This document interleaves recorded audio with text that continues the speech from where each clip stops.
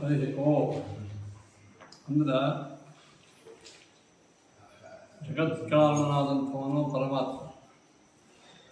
ಜಗಜ್ಜನ್ಮಾದಿ ಕಾರಣತ್ವಂ ಭಗವತಃ ಲಕ್ಷ್ಮ ಪ್ರಥಮ ಸೂತ್ರದಲ್ಲಿ ಹೇಳಿ. ಆ ಸೂತ್ರದಲ್ಲಿ ಹೇಳಿದಂತೆ ಇದಕ್ಕೆ ಪ್ರಮಾಣಗಳೇನು ಪ್ರಶ್ನೆ ಬಂದಾಗ ಓಂ ಶಾಸ್ತ್ರೀಯ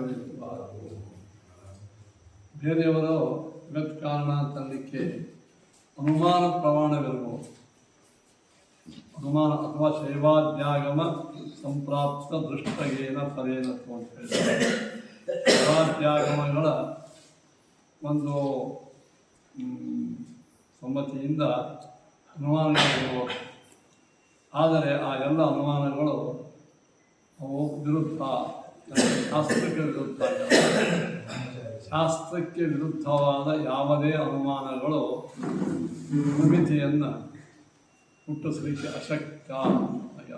ಆ ದೃಷ್ಟಿಯಿಂದ ಶಾಸ್ತ್ರೀಯತ್ವಾತ್ ಎಂಬುವಂಥ ಸೂತ್ರ ಏನು ಹೇಳಿದರು, ಶಾಸ್ತ್ರಗಳನ್ನು ಋಗಾದಿ 4 ವೇದಗಳು, ಮಹಾಭಾರತ, ಭಾಗವತ ಇತ್ಯಾದಿ ಗ್ರಂಥಗಳಲ್ಲಿ ಜಗಜ್ಜನ್ಮಾದಿ ಕಾರಣನಾದವನು ಶ್ರೀಹರಿಯೇ ಅಂತ ಹೇಳಿದ್ದರಿಂದ ಜಗಜ್ಜನ್ಮಾದಿ ಕಾರಣತ್ವ ಎಂಬ ಅಸಾಧಾರಣ ಲಕ್ಷಣ ಅದು ಕೇವಲ ಪರಮಾತ್ಮನಿಗೆ ಮಾತ್ರ ಬರುವುದು, ಶಿವಾದಿಗಳಲ್ಲಿ ಬರುವುದಿಲ್ಲ ಹೇಳಿದೆ. ಈಗ ಇದರ ಮೇಲೆ ಆಕ್ಷೇಪ, ಅದಕ್ಕೆ ಸಮನ್ವಯಾಧಿಕರಣ ಅಂತ. ಏನು ಆಕ್ಷೇಪ? ಏನಪ್ಪ, ನಿಮ್ಮ ಪ್ರಕಾರವಾಗಿ ಶಾಸ್ತ್ರಗಳಂದರೆ ಯಾವುವು? ಋಗಾದಿ ವೇದ. ಆ ಋಗಾದಿ ವೇದಗಳಲ್ಲಿ ಯಾರಿಗೆ ಜಗಜ್ಜನ್ಮಾದಿ ಕಾರಣತ್ವ ಹೇಳಿದ್ರೆ ಅವರೇ ಖರೆ ಅಂತ ಹೇಳಿ. ಓಕೆ, ನಾವು ಋಗಾದಿ ವೇದಗಳನ್ನೇ ಕೊಡ್ತೀವಿ. ನಿಮ್ಮ ಪ್ರಕಾರವಾಗಿ ಯಾವ ಶಾಸ್ತ್ರಗಳವ ಆ ಶಾಸ್ತ್ರಗಳಲ್ಲೇನೆ ರುದ್ರ, ಚತುರ್ಮುಖ ಬ್ರಹ್ಮ, ಪ್ರಧಾನ, ಪ್ರಕೃತಿ, ಜೀವ, ಇನ್ನೂ ಅನೇಕ ದೇವತೆಗಳು ಜಗತ್ಕಾರಣರು ಅಂತ ಹೇಳ್ಯಾರ.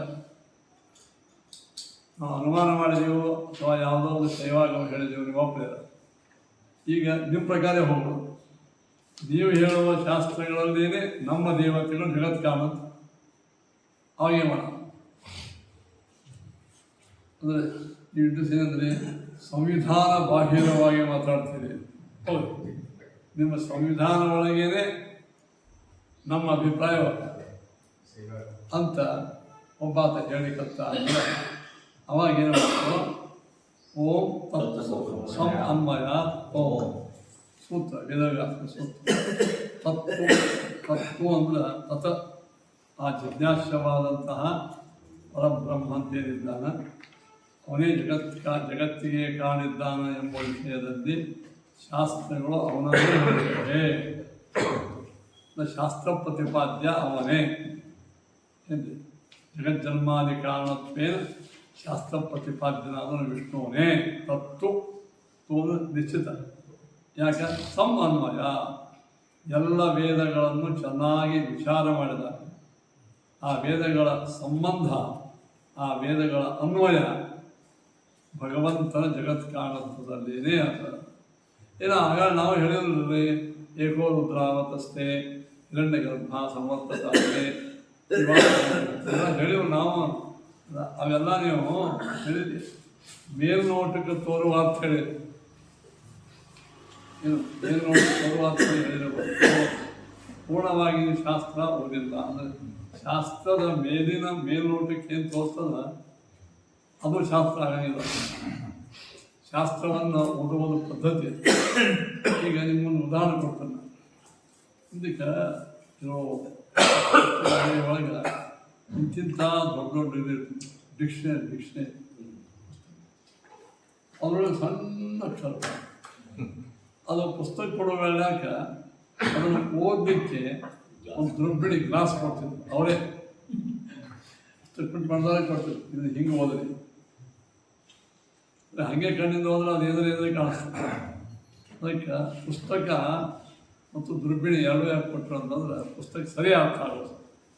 ಹಾಗೆ ವೇದಶಾಸ್ತ್ರಾದಿಗಳಲ್ಲಿ ಬ್ರಹ್ಮರುದ್ರಾದಿಗಳು ಜಗತ್ಕಾರರಾಗಿದ್ದಾರೆ ಅಂತ ಮೇಲ್ನೋಟಕ್ಕೆ ತೋರಿಸು. ಒಬ್ಬತ್ತು ತ್ವಮೇವ ಪ್ರತ್ಯಕ್ಷ ಬ್ರಹ್ಮಾಸಿ ಅಂತ ಗಣಪತಿಗೆ ಹೇಳ್ತಾರೆ. ತ್ವಂ ಕರ್ತಾಸಿ ತ್ವಂ ಭರ್ತಾಸಿ ತ್ವಂ ಸಾಕ್ಷಾತ್ ಪರಬ್ರಹ್ಮ ಅಸಿ ಅಂತ ಯಾರಿಗೆ ಗಣಪತಿ ಹೇಳ ಸಾಕ್ಷಾತ್ ಪರಬ್ರಹ್ಮ ರುದ್ರಿಗೂ ಹೇಳ್ತಾರೆ. ಹೀಗೆ ವೇದಗಳಲ್ಲಿ ಅಲ್ಲಲ್ಲೇ ನಿಮ್ಮ ಸಾಮಾನ್ಯ ಸಂಸ್ಕೃತ ಗೊತ್ತಿದ್ದವರಿಗೆ ಇವರು ಜಗತ್ಕರ್ತ ಅಂತ ತೋರ್ತಾರೆ. ಆದರೆ ಅದನ್ನು ನೀವು ವೇದಗಳ ಮಹಾ ತಾತ್ಪರ್ಯಲ್ಲದ ಅದು ಹೇಗೆ ಓದಬೇಕು, ದುರ್ಬಿಣಿ ಹಿಡ್ಕೊಂಡು ಹೇಗೆ ಓದಬೇಕಂತ ಸಣ್ಣ ಅಕ್ಷರ ಹಂಗೆ ಶಾಸ್ತ್ರ ಓದುವ ಪದ್ಧತಿ ಅದು, ತಿಳ್ಕೋ ಪದ್ಧತಿ ಅಂತ. ಅದಕ್ಕೆ ಏನು ಯಾವಂದ್ರೆ ಉಪಕ್ರಮಾದಿ ತಾತ್ಪರ್ಯ ನಿಶ್ಚಾಯಕ ಲಿಂಗಗಳು ಪಾರಿಭಾಷಿಕ ಶಬ್ದ ಏನೋ ಉಪಕ್ರಮಾದಿ ತಾತ್ಪರ್ಯ ನಿಶ್ಚಾಯಕ ಲಿಂಗ ಏನಿದು ಇದರ ಅರ್ಥ.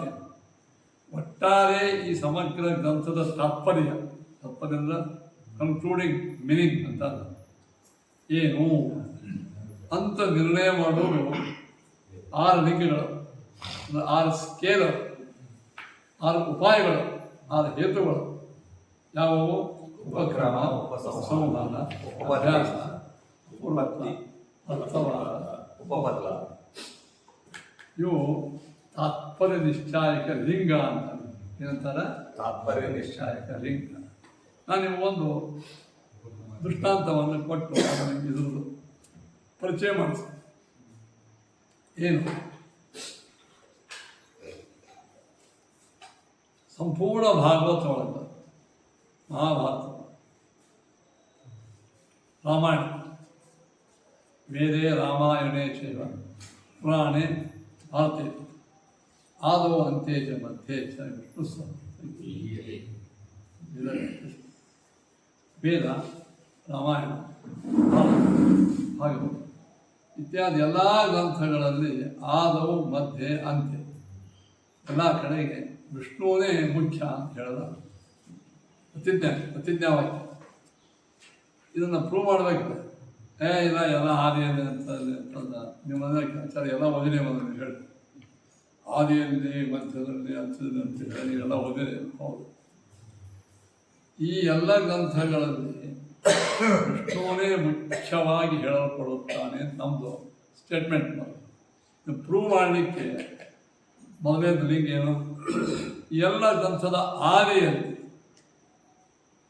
ವಿಷ್ಣುವೇ ಸರ್ವೋತ್ತಮ ಅಂತ ಆದಿಯಲ್ಲಿ ಉಪಕ್ರಮ. ಮಹಾಭಾರತೊಳಗ ನಾರಾಯಣಂ ನಮಸ್ಕೃತ, ಭಾಗವತೊಳಗ ಜನ್ಮಾದೇಶ, ಹರಿವಂಶೊಳಗ ನಾರಾಯಣಂ ನಮಸ್ಕೃತ, ಭಾಗವತೊಳಗೆ ಜನ್ಮಾದೇಶ, ವೇದೊಳಗೆ ಅಗ್ನಿರ್ವೈ ದೇವಾನಾಮ ಓಮಃ ವಿಷ್ಣು ಪರಮಃ. ಅಗ್ನಿ ಹೆಸರದ ಅದು ಅಗ್ನಿ ಹೆಸರು ವಿಷ್ಣು ಅಂತ ಅರ್ಥ ಮಾಡ್ಯಾರ. ಈಗ ಆದವು ಮಧ್ಯೆ ಉಪಕ್ರಮದಲ್ಲಿ ವಿಷ್ಣುವಿನ ಪಾರಮ್ಯ ಹೇಳಿದ್ದರಿಂದ ಈ ಗ್ರಂಥವು ವಿಷ್ಣು ಪರವಾಗಿದೆ. ಈಗ ಲಿಂಗ ಅಂದ್ರೆ ಹೇತು. ಹೇತು ಅಂದ್ರೆ ಒಂದು ಸಣ್ಣ ಅನುಮಾನ ಮಾಡಬೇಕಲ್ಲ. ಮಹಾಭಾರತ ಗ್ರಂಥ ವಿಷ್ಣುಪರ, ಉಪಕ್ರಮೇ ವಿಷ್ಣುವಾಕ್ಯತ್ವ. ಮಹಾಭಾರತವು ವಿಷ್ಣುಪರವೇ ಆಗಿದೆ. ಉಪಕ್ರಮದಲ್ಲಿ ವಿಷ್ಣು ಸ್ತೋತ್ರ ಇರುವುದರಿಂದ ಏನೋ ನೋಡಿ, ಇದು ಹೇತು, ಇದಕ್ಕೆ ಉಪಪತ್ತಿ ಅಂತ, ಇದಕ್ಕೆ ಲಿಂಗ. ಲಿಂಗಗಳು ವಾಕ್ಯರೂಪೇ ಹೋಗ್ತಾರ.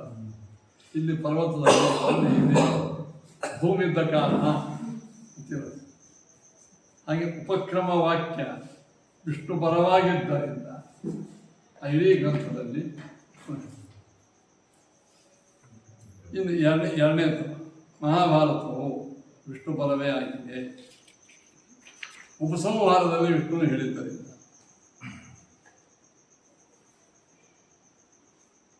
ಸರ್ವಗುಣ ಸಂಪೂರ್ಣ ಸರ್ವದೋಷ ವಿರಚಿತ ಪ್ರಿಯತಾಂ ವಿಷ್ಣುರ್ಮೇ ಪರಮಸ್ಸು.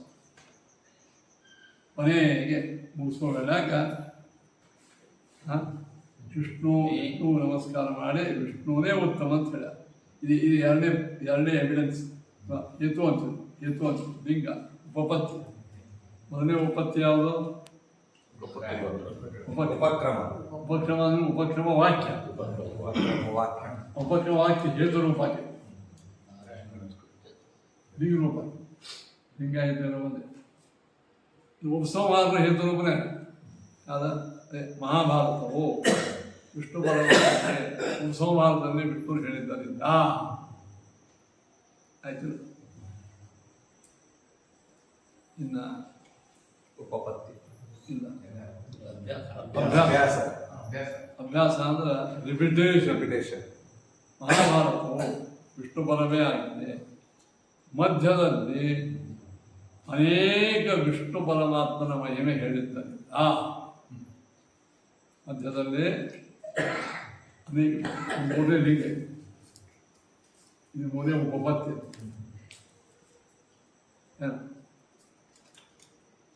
ನಾನು ಹೇಳಿದೆ ಅಪೂರ್ವತೆ. ಅಪೂರ್ವತ. ಮಹಾಭಾರತವು ವಿಷ್ಣು ಪರವೇ ಆಗಿದೆ. ಯಾಕೆಂದರೆ ಇಲ್ಲಿ ವಿಷ್ಣು ಪರಮಾತ್ಮನ ಮಹಿಮೆಯನ್ನು ತಿಳಿಸುವ ಅನೇಕ ಅಪೂರ್ವವಾಕ್ಯ ಅಂದರೆ ಎಲ್ಲಿಯೂ ಸಿಗದೇ ಇದ್ದಂತಹ ಅಪೂರ್ವವಾಕ್ಯಗಳು, ಅಪೂರ್ವವಾದಂತಹ ಕಥನೆಗಳು. ಯಾವ ದೇವತೆಗಳಲ್ಲಿಯೂ ಕಾಣದೇ ಇದ್ದ ಇಲ್ಲಿ ಮಾತ್ರ ಕಾಣುವ ಅಪೂರ್ವವಾಕ್ಯ. ಏನದು? ವಿಷ್ಣು ಪರಮಾತ್ಮ ವಿಶ್ವರೂಪ ತೋರಿಸ, ವಿಶ್ವರೂಪ ತೋರಿಸ. ಆ ವಿಶ್ವರೂಪತ್ವ ಅಂತದಲ್ಲ, ಅದು ಇತರ ದೇವತೆಗಳಿದ್ದಾರೆ. ಅಪೂರ್ವ ಅಲ್ಲಿ ದೇವರಲ್ಲಿ ಇಲ್ಲದೇ ಇದ್ದಂತಹ ಅಸಾಧಾರಣ ಗುಣಗಳು ಅಲ್ಲಿ ಹೇಳ್ತಾರೆ. ಆದ್ದರಿಂದ ಈ ಕಾರಣಕ್ಕಾಗಿಯೂ ಏನಾಯ್ತದೆ, ಮಹಾಭಾರತ ವಿಷ್ಣು ಪರ ಅಭ್ಯಾಸ. ಅರ್ಥವಾದ ಅಂದ್ರೆ ಮಹಾಭಾರತದೊಳಗೆ ಜ್ಞಾನ ಹೇಳ್ತಾರೆ. ಇಂಥ ವಿಷ್ಣು ಪರಮಾತ್ಮನನ್ನು ನೀವು ಮೇಲಿಂದ ಮೇಲೆ ಆರಾಧನೆ ಮಾಡಿದರೆ ಮೋಕ್ಷ ಆಗ್ತದೆ. ಇಂಥ ಪರಮಾತ್ಮ ಆರಾಧನೆ ಲಕ್ಷ್ಮೀದೇವಿ ಸಂತುಷ್ಟ ಆಗ್ತದೆ ಅಂತ.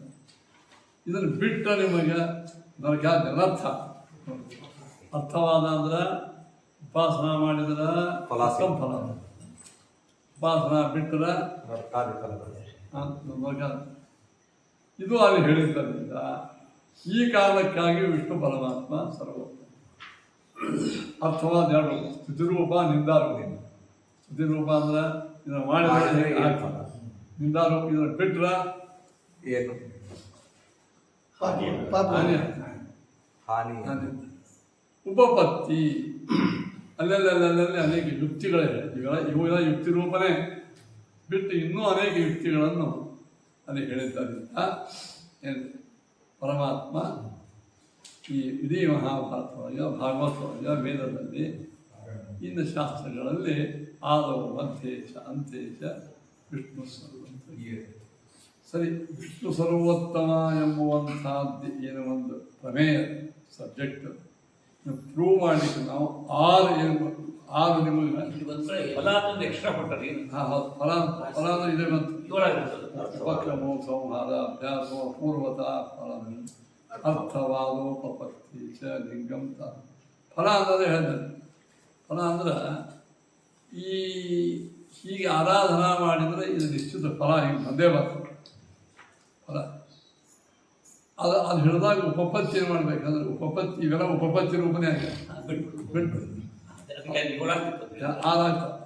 ಈ ಉಪಪತ್ತಿ ಇವೆಲ್ಲ ಉಪಪತ್ತಿನೇ ಅಂದ್ರೆ ಇವೆಲ್ಲ ಲಿಂಗಗಳೇ, ಹೇತುಗಳೇ ಅಲ್ಲ ಇತ್ಯಾದಿ. ಹೀಗೆ ನಾವು ಇವಕ್ಕೆ ತಾತ್ಪರ್ಯ ಅಂತೂ ಇಂತೂ ಆಚಾರ ಮಹಾಭಾರತಾದಿ ಶಾಸ್ತ್ರಗಳಲ್ಲಿ ಏನು ಹೇಳ್ದಂಗೆ ತಾತ್ಪರ್ಯ ಏನು ಹೇಳ್ದಂಗಾಯ್ತು. ತಾತ್ಪರ್ಯ ಏನಪ್ಪ? ಈ ತಾತ್ಪರ್ಯ ನಿಶ್ಚಯ ಮಾಡಿದ್ಯಾವು? ಹಾಗೆ ತಾತ್ಪರ್ಯ ನಿಶ್ಚಾಯಕ ಲಿಂಗ. ಏನೋ ತಾತ್ಪರ್ಯ ನಿಶ್ಚಾಯಕ ಲಿಂಗ ಅವು ಯಾವ? ಉಪಕ್ರಮ, ಉಪಸಂಹಾರ, ಅಭ್ಯಾಸ, ಉಪಪತ್ತಿ ಫಲ ತಗೊಂಡು ಉಪಪತ್ತಿ. ಇವೆಲ್ಲ ಉಪಪತ್ತಿ ರೂಪ ಯಾವ ಅಂತ ಹೇಳ್ತಾರೆ. ಹೀಗೆ ನಾವು ಇದನ್ನು ಶಾಸ್ತ್ರವಾಗಿ ಚಂದ್ರಿಕಾದಿ ಗ್ರಂಥಗಳ ಭಾಳ ವಿಸ್ತಾರವಾಗಿ ಹೇಳ್ಯಾರ. ಇದ್ರ ಬಗ್ಗೆ ಚರ್ಚಾ ಭಾಳ. ನಾನು ನಿಮಗೆ ಸಾಮಾನ್ಯವಾಗಿ ತಿಳಿಸೋಕೆ ಹೇಳಿದ್ದು ಇಷ್ಟೇ ಅಲ್ಲವ, ಮತ್ತು ನಿರ್ಮೇನಗಳು ಆಕ್ಷೇಪ ಇತ್ಯಾದಿಗಳು ಶಾಸ್ತ್ರ ಮುಂದೆ ನಡೀತಾವೆ ಅಂತ ನಾವು ಅದನ್ನು ಯಾವೋ ಇಲ್ಲಿ ಪ್ರಸ್ತಾಪ ಮಾಡಾದ್ಮೇಲೆ ತಾತ್ಪರ್ಯ ನಿಶ್ಚಾಯಕ ಲಿಂಗಗಳ ಸಾಮಾನ್ಯ ಪರಿಚಯ ಮಾಡಿಕೊಟ್ಟಿದ್ದೆ. ಏನು ಇದರೊಳಗೂ ಸಾಕಷ್ಟು ಪ್ರಶ್ನೆಗಳ ಉತ್ತರ, ಅದನ್ನು ನಾವು ಪ್ರತ್ಯೇಕ ಒಂದು ಅಂತ್ಯವಾಸಿ ಶಿಶ್ರೀ ಪಾಠ ನಿಮಗೆ ಈ ಸಂದೇಶ ಇಷ್ಟು ಸಾಕು. ಹಾಗಾದ್ರೆ ಈಗ ಈ ಸೂತ್ರಾರ್ಥ ಏನಾಯಿತು? ಸೂತ್ರಾರ್ಥ ಏನಾಯ್ತು ಹೇಳಿ? ತತ್ವ ಇದು ಪ್ರತಿಜ್ಞೆ. ಏನು ಪ್ರತಿಜ್ಞೆ ನೋಡ್ರಿ? ತತ್ವ ಅಂದ್ರೆ ಜಗಜ್ಜನ್ಮಾದಿ ಕಾರಣೀಭೂತನಾದ ಭಗವಂತನ ವಿಷಯದಲ್ಲಿ ಶಾಸ್ತ್ರಗಳೇ ಪ್ರಮಾಣ. ಜಗಜ್ಜನ್ಮಾದಿ ವಿಷ್ಣು ಪರಮಾತ್ಮ ಜಗಜ್ಜನ್ಮಾದಿ ಕಾಣಿತಾನಕ್ಕೆ ಶಾಸ್ತ್ರಗಳು ನಿಶ್ಚಿತ ಪ್ರಮಾಣವಾಗಿವೆ. ವಿಷ್ಣುವಿನಲ್ಲಿಯೇ ಶಾಸ್ತ್ರ ಪ್ರಮಾಣವಾಗಿದೆ. ಇದು ಪ್ರಸಿದ್ಧಿ. ಆಗ ಅನ್ವಯ ಎಲ್ಲ ಶಾಸ್ತ್ರಗಳನ್ನು ಚೆನ್ನಾಗಿ ವಿಚಾರ ಮಾಡಲ. ಇದರಿಂದ ಉಪಕ್ರಮಾದಿ ತಾತ್ಪರ್ಯ ನಿಶ್ಚಾಯಕ ಲಿಂಗಗಳಿಂದ ಚೆನ್ನಾಗಿ ವಿಚಾರಿಸಲು, ಇನ್ನು ವಿಚಾರ ಸಮ್ಯಕ್ ನಿರೂಪಿಸಲು ಏನು ಇವನೇ ಏನಾಗ್ತಾನೆ? ಶಾಸ್ತ್ರ ಪ್ರತಿಪಾದ್ಯ. ಸಂಶಬ್ದಕ್ಕಾಚಾರ ಎಲ್ಲ ಶಾಸ್ತ್ರಗಳಿಂದಲೂ ಪ್ರತಿಪಾದ್ಯ, ಮುಖ್ಯ ಪ್ರತಿಪಾದ್ಯ ಅಂತ ಹೇಳಿ ಅದು ಮತ್ತೆ ಮುಂದೆ ಆ ಶಬ್ದ ಬರ್ತದೆ. ಅಂದ್ರೆ ನಮ್ಮಲ್ಲಿ ಒಂದು ಶಬ್ದ ಒಂದು ವಸ್ತುವನ್ನು ಡೈರೆಕ್ಟ್ ಹೇಳ್ತದೆ, ಇಂಡೈರೆಕ್ಟ್ ಹೇಳ್ತದೆ. ಒಂದು ಶಬ್ದ ಏನು ಮಾಡಿ ನೋಡಿ, ನೀವು ನಮ್ಮ ಮನೆ ಮೇಲೆ ಹಾಯ್ದು ಹೋಗ್ರಿ, ನಮ್ಮ ಮನೆ ಮೇಲೆ ಹಾಯ್ದು ಹೋಗೋದು ಆಯ್ತಾ ಸರ. ನಾ ಬರೋ ತನಕ ಒಂದು ಎಚ್ಚರಿಕೆ ಇಟ್ಟಿರ್ತೀನಿ, ನಿಮ್ಮ ಮನೆ ಮೇಲೆ ಏರ್ ಗಾಳಿ ಹಾಯ್ದು ಅಂತ ಹಿಂಗೆ ಯಾರಾದ್ರು ಅಂತಾರೆ. ಮನೆ ಮೇಲೆ ಮನೆಯ ಒಳಗೆ ಬಂದು ಹೋಗಿ ನೋಡಿ, ಮೇಲೆ ಶಬ್ದಕ್ಕೆ ಒಳಗೆ ಅಂತ ಇಂಡೈರೆಕ್ಟ್ ಮನೆ ಮೇಲೆ ಹಾಯ್ದು. ನಮ್ಮ ಮನೆ ಸ್ಟೇಷನ್ ಮೇಲೆ ಅದು. ಸ್ಟೇಷನ್ ಮೇಲೆ ಅಂದ್ರೆ ಸ್ಟೇಷನ್ನು, ಅದ್ರ ಮೇಲೆ ಸ್ಲ್ಯಾಬು, ಅದ್ರ ಮೇಲೆ ನಿಮ್ಮ ಮನೆ ಅಂತ. ಸ್ಟೇಷನ್ ಅಂದ್ರೆ ರೂಢ, ಅದ್ರ ಮೇಲೆ ಅಂತ ಇಲ್ಲ, ಸಮೀಪ ನೋಡಿ. ಸ್ಟೇಷನ್ ಸಮೀಪ. ಮೇಲೆ ಎಂಬ ಶಬ್ದಕ್ಕೆ ಮುಖ್ಯಾರ್ಥ ಯಾವುದು? ಲಕ್ಷ್ಯಾರ್ಥ ಯಾವುದು? ಅದೇ ಮುಖ್ಯ. ಲಕ್ಷ್ಯ ಅಂದ್ರೆ ಟಾರ್ಗೆಟ್, ಅಂದ್ರೆ ನಮ್ಮ ಟಾರ್ಗೆಟ್ ಬೇರೆ. ಊಟ ಕುತ್ಕೊಂಡಾಗ ಇವರಿಗೆ ಮುಂದೆ ಇನ್ನೂ ಭಾಳ ಬೇಕು ಅಂತಾರೆ. ಮುಂದೆ ತೊಂಬತ್ತು ಭಾಳ ಅವ ಅಂದಿರ ನನಗೆ ಬೇಕಾಗಿತ್ತು. ಮುಖ್ಯಾರ್ಥ ಅವ ಇದ್ರು, ಲಕ್ಷ್ಯಾರ್ಥ ಮುಖ್ಯಾರ್ಥ ಅವ, ಲಕ್ಷ್ಯಾರ್ಥನೇ ಅವಂತಿದ್ದ. ನನಗೆ ಬೇಡ ಅಂತಿರ್ತಾನ, ಇವಂಗೆ ಬೇಕು ಅಂದ್ರೆ ನನಗೆ ಬೇಕು ಅಂತ ನೋಡಿ. ಇವಾಗ ಶಬ್ದಕ್ಕೆ ನನಗ ಅಂತ ಅರ್ಥ ಹೆಂಗಾಗ್ತದೆ? ಲಕ್ಷ್ಯಾರ್ಥ. ಈ ಗಂಗೆಯಲ್ಲಿ ಮನೆ ಅದ ಅಂದ್ರೆ ಗಂಗಾ ಶಬ್ದಕ್ಕೆ ಗಂಗೆಯಲ್ಲಿ ಮೀನದ, ಗಂಗೆಯಲ್ಲಿ ಮನೆ ಅದ. ಇದು ಮುಖ್ಯಾರ್ಥ ಯಾವುದು? ಲಕ್ಷ್ಯಾರ್ಥ ಅಂತ ಏನು ಹೇಳ್ತೀವಿ?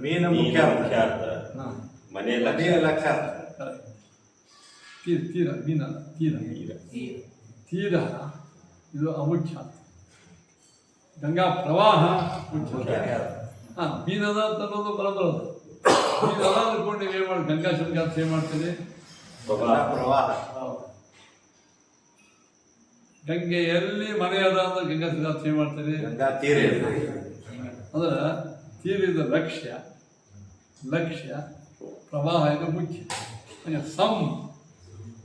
ಶಬ್ದಕ್ಕೆ ಇವೆಲ್ಲ ಶಬ್ದಗಳು ದೇವರನ್ನು ಮುಖ್ಯವಾಗಿ ಹೇಳ್ತಾವೋ, ಲಕ್ಷ್ಯವಾಗಿ ಹೇಳ್ತಾವೋ ಅಂದ್ರೆ ಮುಖ್ಯವಾಗಿ ಹೇಳ್ಬೇಕು. ಶಬ್ದಕ್ಕೆ ಎರಡು ಅರ್ಥ. ಒಂದು ಎಲ್ಲ ವೇದಗಳು, ಎಲ್ಲ ಶಾಸ್ತ್ರಗಳು ಅಂತ ಒಂದು ಎಲ್ಲ ಅಂತ ಒಂದು. ಇನ್ನೊಂದು ಮುಖ್ಯ. ಎಲ್ಲ ಶಾಸ್ತ್ರಗಳು ಮುಖ್ಯ ವೃತ್ತಿಯಿಂದ ಭಗವಂತನನ್ನೇ ಹೇಳುತ್ತವೆ. ಯಾವಾಗ ಹೇಳ್ತಾವಪ್ಪ ಕೇಳಿದ್ರೆ ಉಪಕ್ರಮಾದಿ ತಾತ್ಪರ್ಯ ನಿಶ್ಚಾಯಕ ಲಿಂಗಗಳನ್ನು ಚೆನ್ನಾಗಿ ವಿಚಾರಿಸಲು ಅನ್ವಯ ಎಲ್ಲ ಶಬ್ದಗಳ ಸಮನ್ವಯ ಅಂದರೆ ಹೊಂದಾಣಿಕೆ ಅಲ್ಲೇ ನಿಜವಾಗಿಯೂ ಸಮನ್ವಯ ಅಂತಂದರೆ ಹೊಂದಾಣಿಕೆ ಒಂದು ಹೊಂದಿಸೋದು. ಶಬ್ದಗಳು ಅವನಿಗೆ ಅನ್ವಯ ಆಗ್ತದೆ ಅಂತ ಅವ್ನು ಹೇಳ್ತದ ಅಂತ ಅರ್ಜುನಿಗೆ ಬಾರೋ ಅಂತ ಅರ್ಜುನಿಗೆ ಎಂಬ ಶಬ್ದ ಸಮನ್ವಯದೇ ಅರ್ಜುನಿಗೆ ಮುಚ್ಚಿ ಬಿಡ್ತಿಲ್ಲ. ಸಮನ್ವಯ ಅಂದೇನು ಅವನನ್ನೇ ಹೇಳುತ್ತದೆ, ಅವನಿಗೆ ಸಂಬಂಧ ಇಷ್ಟು ಮಂದಿ ಒಳಗೆ ಅರ್ಜುನಿಗೆ ಅಂದ್ರೆ ಕೂಡ ಅವನೇ ಯಾಕೆ ಅಂತ ನೀವ್ಯಾಕೆ ಅಂತಿದ್ದರಿಂದ ಅಂದೇ ಆಚಾರ ಆ ಶಬ್ದ ಸಂಬಂಧ ಅವನದ ಸಂಬಂಧ ಅಂದ್ರೆ ಏನು ತಿಂಗಳು ಹಿಂಗೆ ಮಸ್ತ್ ಶಬ್ದ ಹೋಗಿ ಅವು ಬಡಿತು ಹಚ್ಚು ಸಂಬಂಧ ಅಂದರೆ ಏನು ಕೇಳಿದ್ರೆ ಸಂಬಂಧ ಅಂತ ಅರ್ಜುನಿಗೆ ಎಂಬ ಶಬ್ದ ಶರದ ಎಂಬ ವ್ಯಕ್ತಿಯನ್ನು ಹೇಳ್ತದೆ. ಅದು ವಾಚಕ ಇವ ವಾಚ್ಯವಾಚಕ ಸಂಬಂಧ ಅಂತ. ಆಮೇಲೆ ನೀನು ಒಂದು ಕೆಲಸಕ್ಕೆಲ್ಲ ಎದ್ದು ನೋಡ್ಕೊಂಡು ಇದು ಅರ್ಜುನಿಗೆ ನೋಡಿ, ಈ ಕ್ಯಾಮ್ರಾ ಅರ್ಜುನಿಗೆ ಅದು ಅಮುಖ್ಯ. ಅರ್ಜುನಿಗೆ ಸಂಬಂಧವಾದ ಅದು ಅರ್ಜುನಿಗೆ ಮಾಲೀಕತ್ವ ಇದು, ಅದು ಅವನ ವಶ ಇದೆ. ಅದು ಲಕ್ಷ್ಯಾತ್ ಅವ ಮುಖ್ಯಾತ್ ಮತ್ತು ಲಕ್ಷ್ಯ.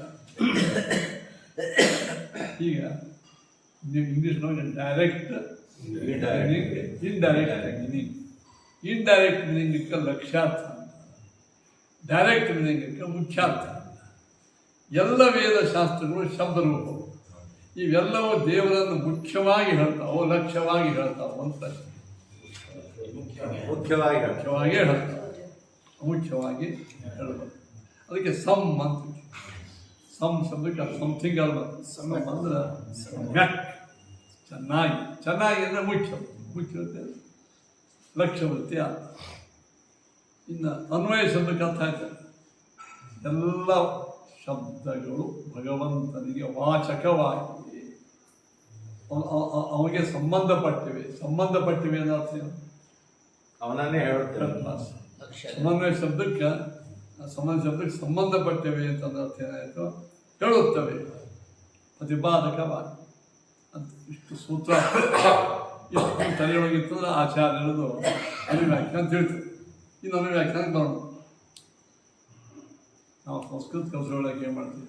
ಕೃಷ್ಣ ಶ್ಲೋಕ ಇತ್ತು ಸಾರಿ ಆಗಿ ಮೊದಲು ಆ ಶ್ಲೋಕದ ಒಳಗೆ ಏನು ಹೇಳ್ಯಾರ ಪೂರ್ಣ ಮಾಡಿ ಹುಡುಗರಿಗೆ ಹೇಳಿ ಈ ವಿಷಯ ನಿಮ್ಗೆ ಅದ ಒಂದು 2 ಸಲ ಹೇಳೋದೇ ಅಲ್ಲ. ಈ ವಿಷಯವನ್ನು ಈ ಶ್ಲೋಕ ಹೇಳ್ಯಾರ. ಭಾವಾರ್ಥ ಪದಾರ್ಥವನ್ನೇ ಹೇಳ್ತಾರೆ, ಪದಾರ್ಥವನ್ನೇ ಹೇಳ್ತಾರೆ. ನೋಡಪ್ಪ ಈ ಅರ್ಥ ಈ ಶ್ಲೋಕದಾಗ ನೋಡಿದ್ರೆ ಒಂದು ಅರ್ಥ ಓದ್ಕೊಂಡು ಅಭ್ಯಾಸ ಓದಿದ್ರೆ ಸ್ವಲ್ಪ ತಿಳಿತದೆ. ಸರಿ, ಇನ್ನು ಅನುವ್ಯಾಖ್ಯಾನಕ್ಕೆ ಬರ್ರಿ. ಏವಾನ್ವಯ ನಾಮಾನಃ ತೈ ಸಮ್ಯಕ್ ಪ್ರವಿಚಾರಿತೆ ಮುಖ್ಯಾರ್ಥೋ ಭಗವಾನ್ ವಿಷ್ಣು ಸರ್ವಶಾಸ್ತ್ರಸ್ಯ ಪರಃ.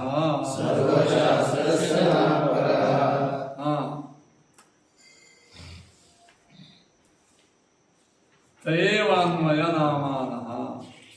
ತೇವದ ತೇವ ಅಂತ ಅದು ಮುಂದೆ ಲೋಪ ಅಲ್ಲಿ ಹೋಗ್ತದೆ. ತೇವ ಅನ್ವಯ ನಾಮ. ಅವೇನ ಯಾವುವು? ಉಪಕ್ರಮಾದಿಗಳು. ದೇವ ಅವೇನ ಯಾವ?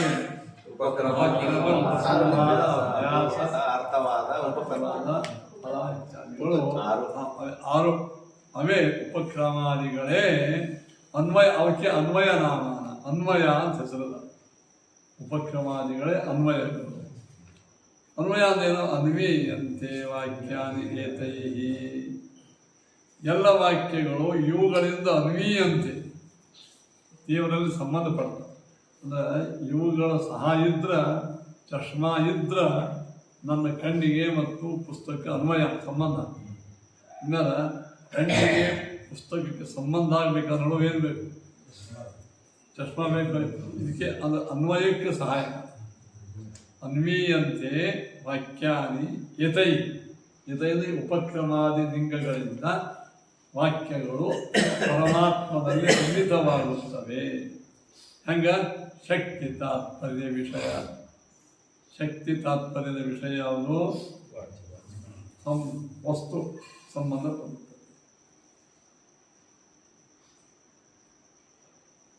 ಏನಾಯಿತು? ಶಕ್ತಿ ತಾತ್ಪರ್ಯ ವಿಷಯಗಳಾದ ಅರ್ಥವನ್ನು ಪ್ರತಿಪಾದಿಸ್ತಾರೆ. ಶಕ್ತಿ ಅಂದರೆ ಏನು? ಮತ್ತು ಶಬ್ದ ಶಕ್ತಿ ಅಂದ್ರೆ ಚವನಪ್ರಾಸ್ತಿಂದು ಈ ಶಕ್ತಿ ಅಲ್ಲ, ಮತ್ತು ಶಕ್ತಿ ಅಂತ ತೋರಿಸ್ತಾರೆ. ಶಕ್ತಿ ಅಂದ್ರೆ ಪುಸ್ತಕ ಅಂದ್ಕೊಂಡು ಇದು ಅರ್ಥ. ಆ ಪುಸ್ತಕದೊಳಗೆ ಶಕ್ತಿ ಅದ, ಇದು ತಿಳಿಸೋ ಶಕ್ತಿ ಅಲ್ಲ. ಆ ಶಬ್ದ ಶಕ್ತಿ ಅದು. ಪುಸ್ತಕ ಎಂಬ ಶಬ್ದದೊಳಗೆ ಏನು ಶಕ್ತಿ ಅದ ಹೇಳು? ಪುಸ್ತಕವನ್ನು ತಿಳಿಸುವ ಅದು ಶಕ್ತಿ ಅಂತ. ವಾಚ್ಯವಾಚಕ ಸಂಬಂಧ. ಇದು ವಾಚ್ಯ, ಅದು ವಾಚ. ಅದು ಇದು ವಾಚ್ಯ, ಅದು ವಾಚಕ. ಪುಸ್ತಕ ಇದು ವಾಚಕ, ಆ ವಸ್ತು ಇದು ವಾಚ್ಯ. ಏನು? ವಾಚ್ಯ. ಈ ಸಂಬಂಧವೇ ಶಕ್ತಿ. ವಾಚ್ಯವಾಚಕ ಸಂಬಂಧ. ವಾಚ್ಯವಾಚಕ ಸಂಬಂಧ ಇದರ ಜ್ಞಾನಕ್ಕೆ ವ್ಯುತ್ಪತ್ತಿ ಅಂತ. ಏನಂತಾರ? ಉತ್ಪತ್ತಿ ಅಲ್ಲ, ವ್ಯುತ್ಪತ್ತಿ. ಈ ವ್ಯುತ್ಪತ್ತಿ ಪುಸ್ತಕ ಎಂಬ ಶಬ್ದದಿಂದ ಈ ವಸ್ತುಗಳನ್ನು ಕೊಡುತ್ತದೆ ಎಂಬ ಜ್ಞಾನ. ಯಾಕೆಂದ್ರೆ ನೋಡು, ಬುಕ್ ಅಂತ ಬುಕ್ ಅಂದ್ಕೊಂಡು ಗಮನ ಹೇಳ್ತಾನೆ. ಶಬ್ದ ಕೇಳಿಸ್ತದೆ ಬುಕ್ ಅಂತ. ಬುಕ್ ಅಂದ್ರೆ ಅವಾಗೇನೆಲ್ಲ ವ್ಯುತ್ಪತ್ತಿ ಇಲ್ಲ. ವ್ಯುತ್ಪತ್ತಿ ಇಲ್ಲ ಅಂದ್ರೆ ಬುಕ್ ಎಂಬ ಶಬ್ದದಿಂದ ಪುಸ್ತಕ ಎಂಬ ವಸ್ತು ಕೊಡುತ್ತದೆ ಎಂಬ ಏನದಲ್ಲ ಜ್ಞಾನ ಅವಾಗಿಲ್ಲ. ಹೀಗಾಗಿ ಅವಾಗ ಬುಕ್ ಅಂಬ್ರೇಲಾ ಅಂತ. ಅಂಬ್ರೇಲಾ ಅಂಬ್ರೇಲಾ ಅಂತ ಕೂಡಲೇ ಒಮ್ಮೆ ಗೊತ್ತಾ? ನಾವು ಇಂಗ್ಲೀಷ್ ಗೊತ್ತಾ? ನಾವು ಛತ್ರಿಗೆ ಹಿಂಗ ಶಬ್ದಗಳಿಗೆ ಅರ್ಥಗಳಿಗೆ ಇರುವ ಸಂಬಂಧವನ್ನು ಯಾವನು ತಿಳಿದುಕೊಂಡಿದ್ದಾನೆ ಅವನಿಗೆ ವ್ಯುತ್ಪನ್ನ ಅಂತ. ಈಗ ನೀವು ಒಂದು ಸಣ್ಣ ಇಂಗ್ಲೀಷ್ ಪೊಯಿಟ್ರಿ ಕೊಟ್ಟರೆ ಹೇಳ್ತೀವಿ, ಸಂಸ್ಕೃತ ಸ್ವಲ್ಪ ಕೊಟ್ಟರೆ ಹೇಳ್ತೀವಿ. ಯಾಕೆ? ಇಂಗ್ಲೀಷ್ ಓದಿರ್ತೀವಿ, ತಿಳ್ಕೊಂಡಿರ್ತೀವಿ, ವ್ಯುತ್ಪತ್ತಿ ಅದು. ಸಂಸ್ಕೃತ ಶಬ್ದ ಕೇಳ್ತೀವಿ, ನೀವು ಶಬ್ದ ಕಿವಿಗೆ ಬಂದು ಬಿದ್ದು ಹೋಗ್ತಾವೆ, ಅರ್ಥ ಆಗಂಗಿಲ್ಲ. ಅದಕ್ಕೆ ಮುಂದೆ ದೈವಾನ್ವಯ ನಾಮ ಅವುಗಳಿಗೆ ದೈವದೇನು ಉಪಕ್ರಮಾದಿ ತಾತ್ಪರ್ಯಶ್ಚಾಯಕ ಲಿಂಗಗಳಿಗೆ ಅನ್ವಯ ಅಂತ. ಆ ಅನ್ವಯಗಳಿಂದ ತೈ ಸಮ್ಯಕ್ ವಿಚಾರಿಸಿದೆ. ಆ ತೈ ಅಂದ್ರೆ ಉಪಕ್ರಮಾದಿ ಲಿಂಗಗಳಿಂದ ಚೆನ್ನಾಗಿ ವಿಚಾರಿಸಲು. ಚಶ್ಮಾ ಓದಿಕೊಟ್ಟ ಚಶ್ಮೆಯನ್ನು ಚೆನ್ನಾಗಿ ಬಳಸಿಕೊಳ್ಳಲು. ನಮಗೆ ಚಶ್ಮಾ ಅದಕ್ಕೆ ಡಾಕ್ಟರ್ ಕೊಟ್ಟ ಚಶ್ಮಾವನ್ನು ಚೆನ್ನಾಗಿ ಹೆಂಗೆ ಹಾಕೋಬೇಕು ಅಂತ ಹಾಕ್ಕೊಂಡು ನಾವು ಪ್ರಯತ್ನ ಮಾಡಿದ್ರೆ ಅರ್ಥ ಆಗ್ತದೆ, ಅಕ್ಷರ ತಿಳಿತಾವೆ. ಈಗ ಉಪಕ್ರಮ ಏನಾಗ ಹೇಳಿದ್ರು? ಚಶ್ಮಾ ಏನು ಮಾಡ್ತಾನೆ ನಿಮಗೆ? ಅಕ್ಷರ ಜ್ಞಾನ ಸರಿಯಾಗಿ ಮಾಡಿಸ್ತಾರೆ. ಅವು ಬಿಟ್ರೆ ನಿಮ್ಮ ರ ಇದ್ದಲ್ಲಿ ಲ ಕಾಣಿಸ್ತದ, ಲ ಇದ್ದಲ್ಲಿ ಬ ಕಾಣಿಸ್ತದ. ಏನೇ ಅಬದ್ಧ ಓದಿ ಸಾರ್ಥ ಅವರನ್ನು ನಾವು ಶ್ರದ್ಧೆಯಿಂದ ನೋಡಬೇಕು ಅಂತ, ಅವರ ಶ್ರಾದ್ದವನ್ನು ಮಾಡಬೇಕು. ಇದು ಬಂದದ್ದೇನು? ಶ್ರದ್ಧೆಯಿಂದ ನೋಡು. ಓದಿದ್ದೇನು? ಶ್ರಾದ್ದವನ್ನು ಮಾಡು. ಈ ಅಬದ್ಧಾರ್ಥ ಯಾಕಾಯ್ತು? ವೇದಗಳನ್ನು ಅಬದ್ಧಾರ್ಥ ಯಾಕೆ ಆಗ್ತಾವ? ಉಪಕ್ರಮಾದಿ ತಾತ್ಪರ್ಯ ಲಿಂಗಗಳು ಇಲ್ಲದೆ ಹಂಗೆ ವೇದ ಓದಕತ್ತಿ ಹಿಂಗಾಗ್ತದೆ. ಮೊನ್ನೆ ನಿಮ್ಗೆ ಕಥೆ ಹೇಳಿದ್ದ. ನೇತ್ರರೋಗೆ ಸಮುತ್ಪನ್ನೆ ಅನ್ನಂ ಶಕ್ತ ವೆಟರ್ನರಿ ಇಟ್ಟಿರ್ತಾರೆ. ಉಪಕ್ರಮದಲ್ಲಿ ಏನಾದ್ರು ನೋಡಿರವ ಅದು ಉಪಕ್ರಮದಲ್ಲಿ ಪಶು ಚಿಕಿತ್ಸಾ ಅಂತ ಹೇಳಿದ್ರೆ ಅದು ಬಿಟ್ಟು ಬರೀ ಹಂಗೆ ಮಾಡಿದ್ರೆ ಪಶುಗಳಿಗೆ ಮಾಡುವ ಚಿಕಿತ್ಸಾ ಮ್ಯಾಲ ಹೆಡ್ಡಿಂಗ್ ಅದು ಉಪಕ್ರಮ ಹಾಕಿ ನೋಡ್ಯಾರವ ನೋಡು ಹೇಳಿದ್ದನ್ನು ಅಷ್ಟೇ ಓದ್ಕೊಂಡು ಹೋದ ಪುಣ್ಯಾಕ ಹೋಗಿ ಮಾಡಿದ್ದ ಅಂದ್ರೆ ಅವನೇ ಬಂದ್ಬಿಡ್ತದೆ. ಹಿಂಗೆ ಉಪಕ್ರಮದಲ್ಲಿ ಏನು ಹೇಳ್ಯಾರ ಎಲ್ಲೋ ನಡುವೆ ಹಾಕಿ ತೊಗೊಂಡು ಸಾಮಾನ್ಯ ಚರ್ಚೆ ಮಾಡಿ ಹೇಳಿದ್ರು. ರಾಮಾಯಣದಾಗ ನೀವು ರಾಮನ ಬಗ್ಗೆ ಹೇಳ್ತೀರಿ, ರಾವಣ ಬಗ್ಗೆ ಎಷ್ಟು ಹೇಳ್ತೀರಿ. ರಾವಣ ಮಹಾತಪಸ್ವಿ ಅಧ್ಯಯನ ಮಾಡಿದ. ಆ ರಾವಣನ ಬಗ್ಗೆ 8 ಅಧ್ಯಾಯಗಳವ ಉತ್ತರಾಖಂಡದಾಗ ಹೆಂಗೆ ಹುಟ್ಟಿದ, ತಪಸ್ಸೇನು ಮಾಡಿದ, ಎಷ್ಟು ಇದು ಮಾಡಿದ ಎಲ್ಲ ರಾಮಾಯಣದಾಗ ಬರ್ತದೆ. ಈಗ ರಾಮಾಯಣ ಪ್ರತಿಪಾದ್ಯ ರಾವಣನು ರಾಮ ಪ್ರಶ್ನೆ ಬಂತು. ಅವನು ಹೇಳ್ದ ರಾವಣನೇ ಆಗ ಅವನು ನೋಡಿ ಹಿಂಗೆ ಹೇಳ್ಯಾರ ಅಂತ. ಇಷ್ಟೆಲ್ಲ ಯಾವಾಗ ಬರ್ತದೆ ಯುದ್ಧಕಾಂಡದ ಒಳಗೆ ರಾಮರಾವಣದ ಯುದ್ಧ ರಾವಣ ಸಾಯ್ತ. ಆವಾಗ ಈ ರಾವಣ ಯಾರಿವ, ಇವನ ಸಲುವಾಗಿ ರಾಮದೇವ್ರು ಯಾಕೆ ಬರಬೇಕಾಯ್ತು, ಇವನು ಎಷ್ಟೋ ಶಕ್ತಿಶಾಲಿ, ಇಷ್ಟ್ಯಾಕೆ ಶಕ್ತಿ ಬಂತು, ಏನೇನು ಮಾಡಿದ.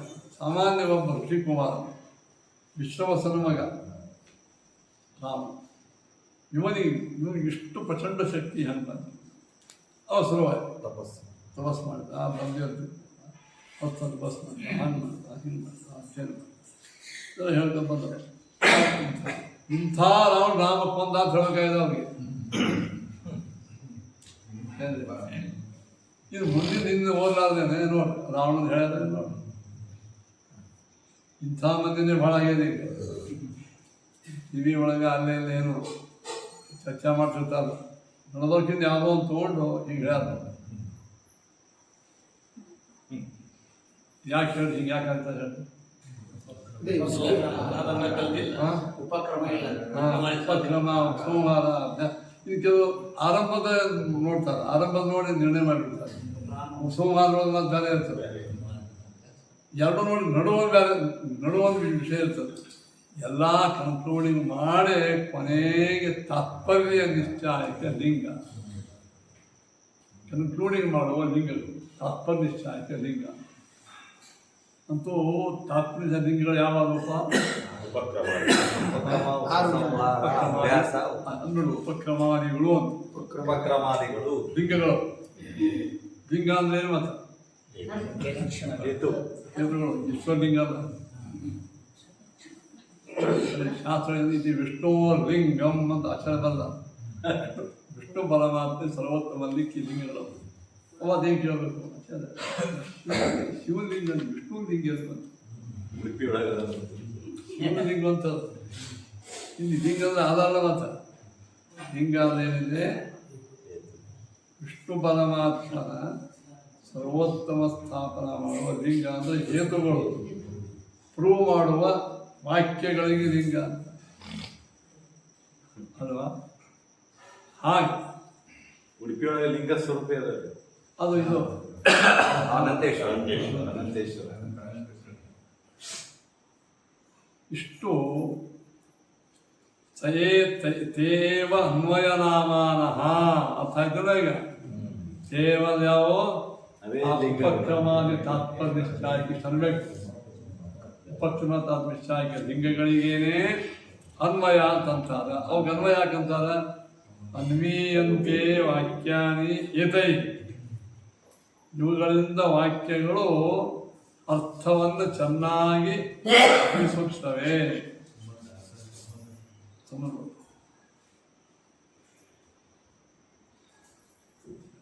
ಅನ್ವಯ ತೈಹಿ ಅಂಥ ಅನ್ವಯಗಳಿಂದ ಏನಿದೆ ಸಮ್ಯಕ್ ಪ್ರವಿಚಾರತೆ ಅಂದೇನು, ಚೆನ್ನಾಗಿ ವಿಚಾರವನ್ನು ಮಾಡುತ್ತಿರರು ಏನಿದೆ ಮಾಡ್ತಿರಲು ಎಲ್ಲ ಮುಖ್ಯಾರ್ಥೋ ಭಗವಾನ್. ಇದು ಅನ್ವಯ ನೋಡಿ. ಈ ಅನ್ವಯ ಅಂತಾದ ಈ ಅನ್ವಯಗಳಿಂದ ಉಪಕ್ರಮಾದಿ ತಾತ್ಪರ್ಯ ನಿಶ್ಚಾಯಕ ಲಿಂಗಗಳಿಂದ ಶಾಸ್ತ್ರವನ್ನು ಚೆನ್ನಾಗಿ ಸಮ್ಯಕ್ ಸಂಬಂಧ ಚೆನ್ನಾಗಿ ಸಂಬಂಧ ಏನು ಚೆನ್ನಾಗಿ ಅವಿಚಾರಿತೆ ವಿಚಾರವನ್ನು ಮಾಡಲು ಭಗವಾನ್ ವಿಷ್ಣು ಮುಖ್ಯಾರ್ಥ ಸರ್ವಶಾಸ್ತ್ರಗಳಿಗೆ ವಿಷ್ಣುವಿಗೆ ಮುಖ್ಯ ಅರ್ಥ ಸರ್ವಶಾಸ್ತ್ರಸ್ಯ ವಿಷ್ಣು ಭಗವಾನ್ ಮುಖ್ಯಾರ್ಥ ಸರ್ವಶಾಸ್ತ್ರಗಳಿಗೆ ಭಗವಾನ್ ವಿಷ್ಣು ಪರಮಾತ್ಮನೇ ಮುಖ್ಯಾರ್ಥ ನ ಅಪರಹ ಶಿವಾದಿಗಳ ಅಲ್ಲ. ಇಷ್ಟು ತತ್ಸಮನ್ವಯ ಸೂತ್ರಕ್ಕೆ ಶ್ರೀಮದಾಚಾರ್ಯ ವ್ಯಾಖ್ಯಾನ ತತ್ಸಮನ್ವಯಾತ್ ಓಂ ಎಂಬ ಸೂತ್ರಕ್ಕೆ ವ್ಯಾಖ್ಯಾನ ಇದೆ. ತೇವ ಅನ್ವಯ ನಾಮಾನಃ ತೈ ಸಮ್ಯಕ್ ವಿಚಾರಿತೆ ಮುಖ್ಯಾರ್ಥೋ ಭಗವಾನ್ ವಿಷ್ಣು ಸರ್ವಶಾಸ್ತ್ರಸ್ಯ ನ ಅಪರಃ. ಇಷ್ಟನ್ವಯ ಸರ್ವಶಾಸ್ತ್ರಸ್ಯ ತಗ ಅಂದ್ರೆ ತೈ ಸಮ್ಯಕ್ ವಿಚಾರಿತೆ ಭಗವಾನ್ ವಿಷ್ಣು ಸರ್ವಶಾಸ್ತ್ರಸ್ಯ ಮುಖ್ಯಾರ್ಥ. ನಿಲ್ಬೇಕು ಅಪರಹಾನ ವಿಷ್ಣುನ ಬಿಟ್ಟು ಬೇರೆಯವರು ಮುಖ್ಯಾರ್ಥ ಅಲ್ಲ. ಅದು ಅರ್ಥದ ಇಂದ್ರಾಯ ಸ್ವಾಹ ಇಂದ್ರಾಯ ಸ್ವಾಹ ಸೂರ್ಯಾಯ ಸ್ವಾಹ ವೇದ ಮಂತ್ರವೆಲ್ಲ ನೀವು ಎಲ್ಲ ವಿಷ್ಣುವಿನ ಪರ ಅಂದ್ರೆ ಅವ್ರು ಯಾವತ್ತೇ ಒಂದು ಹೋಗೋದು. ನಾವು ತಂದಿನ ಸಾಧನೆ ಮಾಡ್ತೀವಿ ನಾಳೆ ಅದೆಲ್ಲ ಚಿತನಂ ಅಂತಂತೀವಿ. ಚಿತನ ನಮ್ಮ ಅಪ್ಪ ಪಕ್ಕದ ದೇವತೆಗಳು ಅಂತ ಹಿಂಗೆ ಯಾವುದೋ ವಿಷ್ಣು ಅಂದ್ರೆ ನಮ್ಮ ಅಪ್ಪ ಎಂದು ಹೋಗೋದು ನೀರ ಎಲ್ಲ ಶಬ್ದ ಕಸ್ಕೊಂಡು ಕೂತ್ರಿ ಅಂದ್ರೆ ನಮ್ಮ ತಾತ ಹೋಗ್ಯಾನಪ್ಪ. ಈ ಸಾಮಾನ್ಯ ಪ್ರಶ್ನೆ ಬರ್ತದೋ ಇಲ್ಲ ಒಂದು ಇರೋದು ಏನೋ ಒಂದು ಆಶೀರ್ವಾದ ಮಾತ್ರ.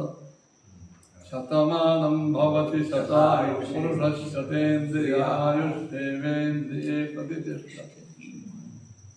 ನೀವು ಶತಾಯುಷ್ಯ ಇಂದು ನಿಮ್ಮ ಇಂದ್ರಿಯಗಳು 106 ವರ್ಷ ಚೆನ್ನಾಗಿ ಗಟ್ಟಿರ್ತೀವಿ. ಈ ಅರ್ಥ ಕುಡಿದು ಹೀಗೆ ಆಶೀರ್ವಾದ ಮಾಡಿ.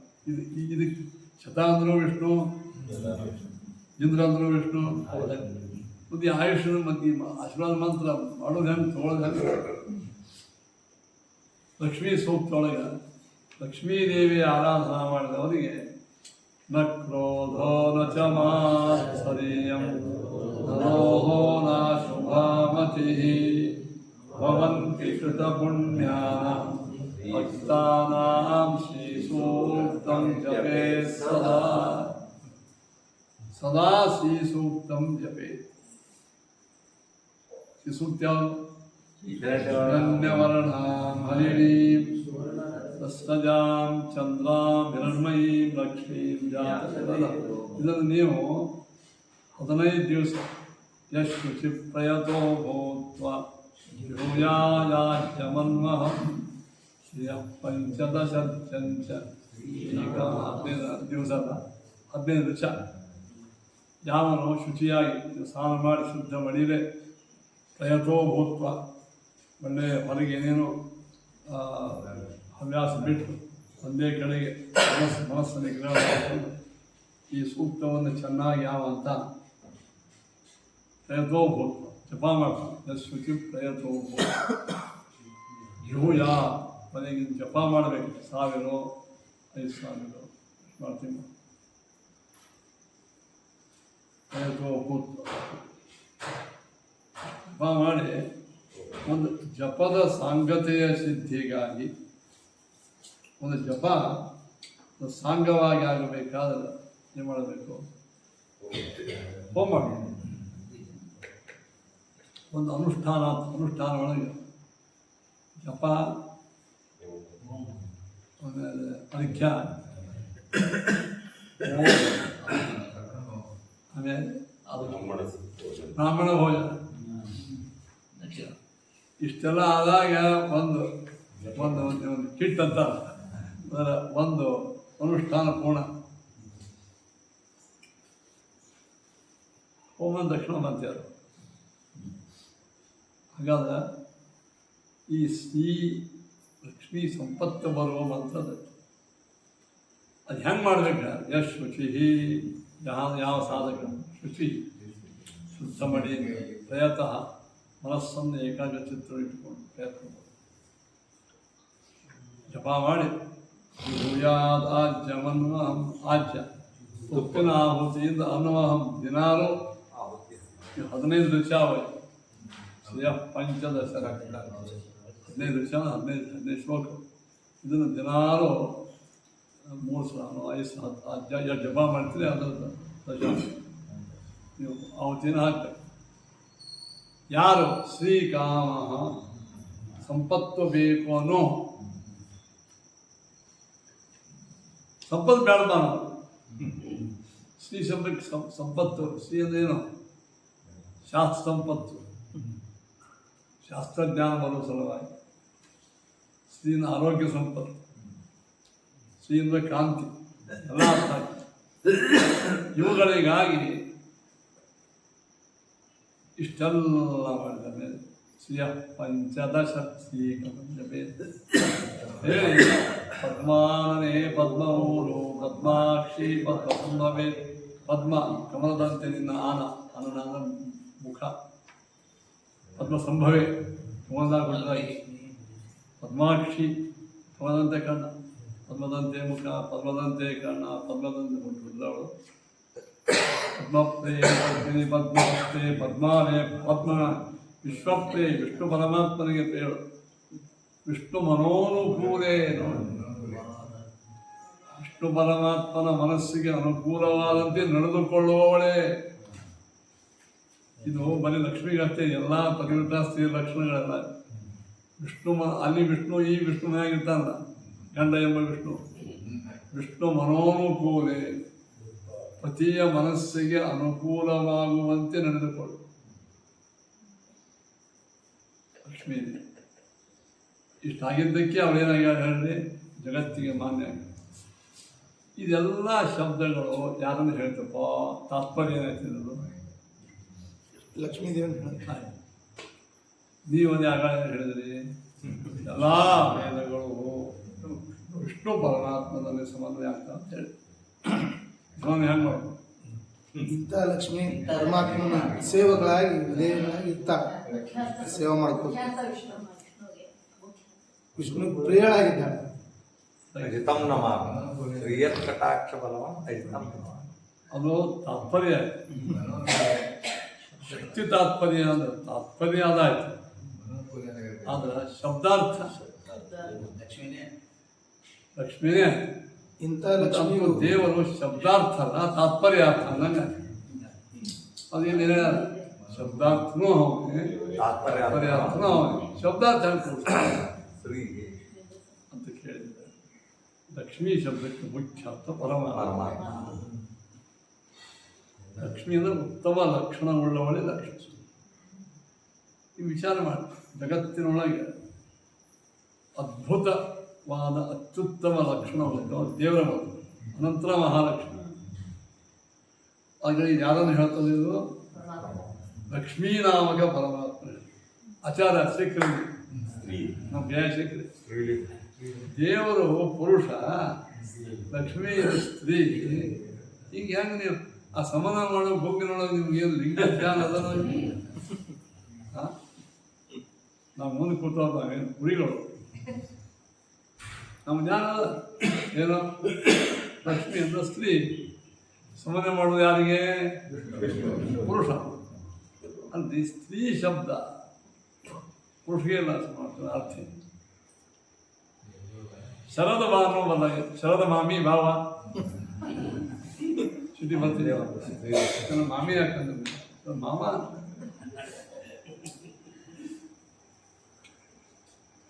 ಪುರುಷರಿಗೆ ಸ್ತ್ರೀ ಶಬ್ದ ಪ್ರಯೋಗ ಮಾಡಿದ್ರೆ ಒಂದ್ಸಲ ಸುಮ್ಮ ಕೊಡ್ತಾರೆ.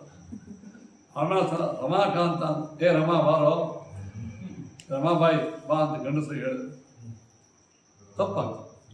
ಹಾಗೆ ನೀವು ದೇವರಿಗೆ ಲಕ್ಷ್ಮೀ ಶಬ್ದವನ್ನು ಮಾಡ್ತಿದ್ರೆ ಅರ್ಥ ಏನಿದೆ? ಹೆಂಗೆ ಮಾಡ್ತೀವಿ? ಭಗವಂತನಿಗೆ ಸ್ತ್ರೀ ರೂಪಗಳು ಲಕ್ಷ್ಮೀನಾಥ ಸ್ತ್ರೀ ರೂಪ. ಎಲ್ಲ ಸ್ತ್ರೀಯರ ಬಿಂಬರೂಪಿ ಪರಮಾತ್ಮ ಸ್ತ್ರೀನೇ. ಪುರುಷನೂ ಹೌದು, ಸ್ತ್ರೀ ರೂಪದ ದೇವರು. ಅಲ್ಲಿ 36 ಹಾ. ಎರಡು ಇದು 36,000 ಎಡಭಾಗ, ಅದು ಸ್ತ್ರೀ ರೂಪ ಹೊರಭಾಗ. ಇಂಥ ಸ್ತ್ರೀ ರೂಪಳಾದ ಲಕ್ಷ್ಮೀನಾಮಕ ಪರಮಾತ್ಮನ ಈ ಲಕ್ಷ್ಮೀ ಒಳಗಿದ್ದಾಳ ಅಂತ ನೀವು ಸ್ತೋತ್ರ ಮಾಡಬೇಕೇ ಹೊರತು ಬರೇ ಲಕ್ಷ್ಮಿಯ ಸ್ತೋತ್ರ ಅಲ್ಲದು. ಇದು ಗೊತ್ತಾಗೋದೇ ಅದರಿಂದ ತತ್ಸಮನ್ವಯ. ಅದಕ್ಕೆಂದೇನೆ ಬ್ರಹ್ಮಸೂತ್ರ ಹೋಗ್ರಪ್ಪ, ಬ್ರಹ್ಮಸೂತ್ರದ ಅರ್ಥ ತಿಳ್ಕೊಂಡು ಅನುಸಂಧಾನ ಮಾಡಿ. ತತ್ವ ಸಮನ್ವಯ ಶಬ್ದಕ್ಕೆ ಮುಖ್ಯವಾದ ಯಾರ ಸಂಬಂಧ ಎಲ್ಲ ವೇದಗಳು ಅಂತ ಒಂದರ್ಥ. ಮುಖ್ಯಾರ್ಥೋ ಭಗವಾನ್ ವಿಷ್ಣು ಅಂತ ಹೇಳಿಲ್ಲ. ಮುಖ್ಯಾರ್ಥ ಲಕ್ಷ್ಮೀ ಶಬ್ದಕ್ಕೆ ಬರುವ ಅರ್ಥ ಏನು? ಮುಖ್ಯಾರ್ಥ ಅಪ್ರತಿಮವಾದ ಕಾಂತಿ, ಅಪ್ರತಿಮವಾದ ಲಕ್ಷಣಗಳು ಅಂತ ಮುಖ್ಯ ಅರ್ಥ ಏನು? ಮುಖ್ಯಾರ್ಥ ಏನು? ಅಪ್ರತಿಮವಾದಂಥ ಲಕ್ಷಣ, ಶರೀರ ಕಾಂತಿ. ಅದು ಯಾರಿಗಾದ ಮಾಡ್ಬೋದು? ಮುಖ್ಯವಾಗಿ ಅಲ್ಲ, ಇದು ಲಿಂಗದ ವ್ಯತ್ಯಾಸ ಬರ್ತವ. ಅವ್ರು ಸ್ತ್ರೀಲಿಂಗಿದ್ದಾರೆ, ಮೂದೇ ಹೋಗ್ತಾನೆ. ಮತ್ತು ಆದ್ಯಾಚಾರ ಎಲ್ಲ ಅವನೇ. ಮತ್ತು ಈ ಲಕ್ಷ್ಮಿಗೆ ಏನು ಮಾಡ್ಬೇಕಲ್ಲ? ನೀವೆಲ್ಲ ತೊಯ್ದು ಅಲ್ಲೇ ಹಚ್ಬಿಟ್ರೆ ಯಥಾ ಯೋಗ್ಯವಾಗಿ ನೀವೇನೇನು ಅಲಂಕಾರ ಮಾಡ್ಕೊಂಡಿರ್ತೀವಿ, ಗಂಗಾದ ಬೆಳ್ಳಿ ಮುತ್ತು ರತ್ನ ಭಾರಿ ಭಾರಿ ಅದೆಲ್ಲವೂ ನಿಮ್ಮ ಕನ್ನಡ ಮಾಡಿರ್ತೀವಿ. ಕನ್ನಡೊಳಗೂ ಹಂಗೆ ಅದು ಮುಖ್ಯ ಬಿಂಬ, ಅಮುಖ್ಯ. ಆ ಪರಮಾತ್ಮನ ಪ್ರತಿಬಿಂಬಳೆ ಮಹಾಲಕ್ಷ್ಮಿ. ಅವಳಿಗೂ ಯಥಾಯೋಗಿ ಇಬ್ಬರಿಗೂ ಸ್ತೋತ್ರ. ಒಂದು ಮಾಡೋ ವೇಳೆ ಅನುಸಂಧಾನ ಹೆಂಗಿರಬೇಕು? ವ್ಯಾಸಾಚಾರ ಅನುಸಂಧಾನ ಹೆಂಗೆ ಮಾಡೋದು?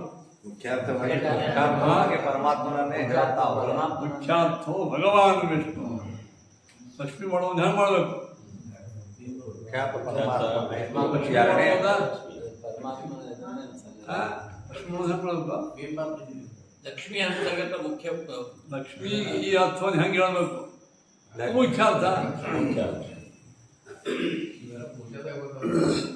ಶ್ರೀಮಂತರ ಬಂದರು ಅಂತೀವಿ.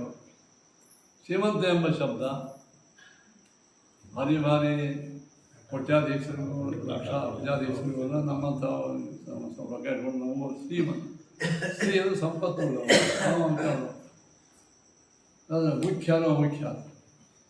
ಅದೇ ಇಬ್ಬರಿಗೂ ಶ್ರೀಮಂತ ಅಂದರೆ ಅವ್ನ ಕಡೆ 100 ಕೋಟಿ ಇದ್ದಾವೆ. ಸುಮ್ಮನೆ ನಮ್ಮ ಕಡೆ ಏನೋ 100 ಲಕ್ಷ ರೂಪಾಯಿ ಅವ ಮುಖ್ಯ ಶ್ರೀಮಂತ ಅಂತ ಹೇಳ್ತೇ ಇಲ್ಲ.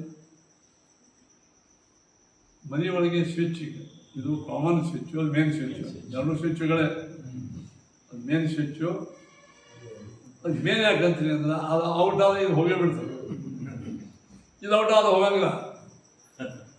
ಹಂಗೆ ಭಗವಂತನ ಶಕ್ತಿ ಪಟ್ಟರೇನೇ ಲಕ್ಷ್ಮೀ ಮೊದಲಾದವುಗಳಲ್ಲಿ ಇದನ್ನು ತಿಳಿಸಿ ಶ್ರೀಮದಾಚಾರ್ಯ ಹೇಳ. ಯಸ್ಮಾತ್ ಬ್ರಹ್ಮೇಂದ್ರ ರುದ್ರಾದಿ ದೇವತಾನಾಂ ಶ್ರೇಯೋಪಿ ಚ ಜ್ಞಾನಸ್ಫೂರ್ತಾ ತಸ್ಮೈ ಹರಯೇ ಗುರವೇ ನಮಃ. ಯಸ್ಮಾತ್ ಯಾವ ಪರಮಾತ್ಮನಿಂದ ಶ್ರೀ ಬ್ರಹ್ಮೇಂದ್ರ ರುದ್ರಾದಿ, ಬ್ರಹ್ಮ ಇಂದ್ರ ರುದ್ರ ಮೊದಲಾದವುಗಳಿಗೆ ಶ್ರೇಯೋಪಿಚಲ್ ಏನೋ ಅವರೊಳಗೆ ಈಕೆ ಸೇರಿಸಲಿಲ್ಲ. ಯಸ್ಮಾ ಬ್ರಹ್ಮೇಂದ್ರ ರುದ್ರಾದಿ ದೇವತಾನ ಮಾಡಿ ಶ್ರೇಯ. ಯಾಕೆ ಹಿಂಗೆ ಹೇಳಿದ್ರು? ಲಕ್ಷ್ಮೀದೇವಿಗೆ ಇವರಂಗ ದೇಹ ಇಲ್ಲ. ಲಕ್ಷ್ಮೀ ಅಕ್ಷರ ದೇಹ. ಲಕ್ಷ್ಮೀದೇವಿ ದೇಹ ಅಕ್ಷರ, ಇವರ ದೇಹ ಇದು ಕ್ಷರ. ಕ್ಷರವುಳ್ಳ ದೇವತೆಗಳನ್ನ ಒಂದು ಪಟ್ಟಿ, ಅಕ್ಷರವುಳ್ಳವಳ ಲಕ್ಷ್ಮಿ. ಇವರು ಎಲ್ಲರಿಗೂ ಜ್ಞಾನ ಕೊಡೋ ದೇವತೆ. ಯಸ್ಮಾಕ್ಷರಮತೀತೋಹಂ ಅಕ್ಷರಾದಪಿ ಚೋತ್ತಮಃ ಅತೋಸ್ಮಿ ಲೋಕೆ ವೇದಿ. ಯಸ್ಮಾತ್ ಜಗತ್ನಾಗ ಇಬ್ಬರು ಎರಡು ವಸ್ತುಗಳ ಜಗತ್ನಾಗ, ಒಂದು ಕ್ಷರ, ಅಕ್ಷರ. ಕ್ಷರರ ಯಾರು? ಎಲ್ಲ ಜೀವಾದ ಯಾವ ಜೀವ? ಸರ್ವಾಣಿ ಬ್ರಹ್ಮಾದಿ ಹಿಡ್ಕೊಂಡು ಆ ಆ ಬ್ರಹ್ಮಸ್ತಂಭ ಪರ್ಯಂತ. ಬ್ರಹ್ಮದೇವರು ನಮ್ಮ ತನಕ ಎಲ್ಲರೂ ಕ್ಷರರೇ. ಇದನ್ನೇ ಆಚಾರ್ಯ ಹೇಳಿದ್ರು, ಬ್ರಹ್ಮ ರುದ್ರಾದಿ ದೇವೇಶ್ ಶರೀರ ಕ್ಷರಣಾತ್ ಕ್ಷರ. ಬ್ರಹ್ಮರುದ್ರಾದಿಗಳಿಗೆ ಪ್ರಳಯ ಕಾಲದಲ್ಲಿ ಶರೀರ ನಾಶ. ನಿಮಗೆ ಯಾವ ನಾಶ? ಒಂದು 30 ವರ್ಷ, 40 ವರ್ಷ, 100 ವರ್ಷ ಒಂದು ನಾಶ ಆಗುತ್ತೆ. ಎಷ್ಟೇ ವ್ಯಕ್ತಿ, ಎಷ್ಟೇ ಯಾವುದೇ ಉತ್ಸವ ಮಾಡಿಕೊಂಡ್ರು ಅವನ ಹೆಸರೇ ಶಾಂತ ಆಗೋದು. 3 ವರ್ಷ ಇದ್ರೂ ಸಮಾನ ಹೋಗ್ತಂತ ಮೂರು ಬದುಕಿಲ್ಲ ಅಂದ್ರೆ ಮುಂದೆ ಅವ್ರು ಶಾಂತ ಆಗ್ತದೆ. ಇದರಿಂದ ಏನು ಗೊತ್ತಾಗ್ತದೆ? ಶರೀರ ನಾಶ. ಇದು ನಿಮಗೆ ಅಂತೂ ಬ್ರಹ್ಮದೇವ್ ನಮ್ಮೊಳಗೆ ಹಿಡೋಣ. ಅವ್ರನ್ನ ಒಂದಲ್ಲ, ಅವ್ರು ಒಮ್ಮೆ ಹುಟ್ಟು ಒಮ್ಮೆ ಸಾವು. ಎಲ್ಲೇ 3 ಅವರ ಆಯುಷ್ಕಂದ್ರೆ ನಿಮ್ಗೆ ಗೊತ್ತದ, ಬ್ರಹ್ಮದೇವ ಆಯುಷ್ಯ. ನಿಮ್ಮ ಎಷ್ಟೋ ಅಬ್ಜ ಕೋಟಿ ಕೋಟಿ ಕೋಟಿ ಕೋಟಿ ವರ್ಷ ಅವರ ಆಯುಷ್ಯ. ಇಡೀ ಸೃಷ್ಟಿಕಾಲದಾಗ ಒಮ್ಮೆ ಹುಡ್ತಾರ. ಇತರ ದೇವತೆಗಳಿಗೆ ಅವತಾರದಲ್ಲಿ ಹುಟ್ಟು ಸಾವು 3 ರೂಪದಾಗಿ, 3 ರೂಪದಾಗಿ ಪ್ರಳಯ ಕಾಲದಾಗೆ ಹೋಗೋದು. ನಿಮಗೆ ಅವತಾರದಾಗೂ 3 ರೂಪಕ್ಕೂ ನಮ್ಮದು ಇದಂಗೆ ಇಲ್ಲ. ಒಬ್ಬರು ಇವೆ ಮೂಲ ಸ್ವರೂಪಕ್ಕೆ ಸಾವಿದೆ ನೋಡ್ರಿ. ಸ್ವರೂಪ ಆತ್ಮಕ್ಕೆ ಸಾವಿದೆ, ಯಾರಿಗೂ ಇಲ್ಲ. ದೇಹದ ವಿಷಯ ಬಂದಾಗ ಬ್ರಹ್ಮರುದ್ರಾದಿ ದೇವತೆಗಳಿಗೆ ಶರೀರ ನಾಶ, ನಿಮಗೆ ಶರೀರ ಪ್ರತಿನಿತ್ಯ ನಾಶ ಆಗ್ತದೆ. ಹಂಗಲ್ಲ, ಇದಕ್ಕೆ ಉತ್ತಮ. ಲಕ್ಷ್ಮಿಗೆ ಲಕ್ಷ್ಮೀ ಅಕ್ಷರ ದೇಹ, ಲಕ್ಷ್ಮೀ ದೇಹಕ್ಕೂ ನಾಶ. ಅದಕ್ಕೆ ಮೊದಲು ಏನು ಮಾಡಿದ್ರು, ಲಕ್ಷ್ಮೀ ದೇವಿಗೆ ದೇಹಕ್ಕೆ ನಾಶ ಇಲ್ಲ ಅಂತ ಅನ್ನೋ ಸಲುವಾಗಿ ನೀವು ಹೇಳ್ತೀರಿ ಮಾತು, ನಿಮ್ಮದೇನೋ ಒಂದು ವಿಷಯ. ನಾವೇನು ಹೇಳ್ತೀವೋ? ವೇದ ಹೇಳ್ತದಪ್ಪ. ಯಾವ ವೇದಪ್ಪ ಅದು? ನಿತ್ಯಪುಷ್ಟಾಂಕಲೇಶಿಣಿ ಈಶ್ವರೀಂ ಸರ್ವಭೂತಾನಿಹೋಪಯೇ ಶ್ರೀಯಂ. ಗಂಧದ್ವಾರ ದುರಾಘರ್ಷ. ಲಕ್ಷ್ಮೀದೇವಿಯ ದೇಹದಿಂದ ಸುಗಂಧ ಸೂಸ್ತಿರ್ತದೆ. ದುರಾಘರ್ಷ ಅಂದ್ರೆ ಪ್ರಕೃತಿಯ ಘರ್ಷಣ ಇಲ್ಲ. ನಮಗೆ ಪ್ರಕೃತಿ ಬಂದು ಬಡಿತಿರ್ತದೆ. ಚಳಿ ಆಯಿತು ಬಡಿತೀವಿ, ಬಿಸಿಲಾಯಿತು ಬಡಿತೀವಿ, ಬಿಸಿಲದಾಗ ಹೋಗ್ತೀವಿ. ನಮ್ಮ ಶರೀರ ಇಷ್ಟು ಘರ್ಷಣ ಆಗ್ತದೆ ಯಾವಾಗಲೂ. ನಾವು ಸುಮ್ಮನೆ ಕೂತು ಏನೂ ಮಾಡದೇ ಇದ್ರೂ ಕೂಲಿ ಬೆಳಗಾಗ್ತದೆ. ಏನೂ ಮಾಡಿದ್ರೆ ಮತ್ತೆ ಯಾಕೆ? ಆ ಪ್ರಕೃತಿ ನಮ್ಮನ್ನು ಬಡಿತದೆ. ಕಣ್ಣು ಹಾಳು ಹೋದವರಿಗೂ ಪರಿ ಬರ್ತಾವ, ಹಂಗೆ ಕೂತವ್ರಿಗೂ ಪರಿ ಬರ್ತಾವ. ಕಣ್ಣು ಭಾಳ ಯೂಸ್ ಮಾಡಬೇಡ, ಪರಿ ಬರ್ತದೆ. ಸುಮ್ಮನೆ ಜೋಕ್ ಹೇಳ್ತೀನಿ.